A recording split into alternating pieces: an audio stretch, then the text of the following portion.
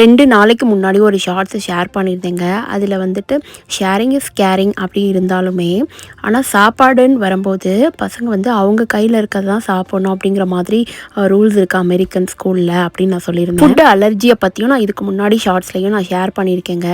Food அலர்ஜின்னு இருந்தது அப்படின்னா, இப்போ வந்து நம்ம பசங்க வந்து கிண்டர் கார்டன் போகிறாங்க அந்த டைம்லேயே நம்ம வந்துட்டு டீச்சர் வந்து எல்லா டீட்டெயிலும் நம்ம கிட்ட பசங்களோட டீட்டெயில்ஸாக வாங்கிடுவாங்கங்க.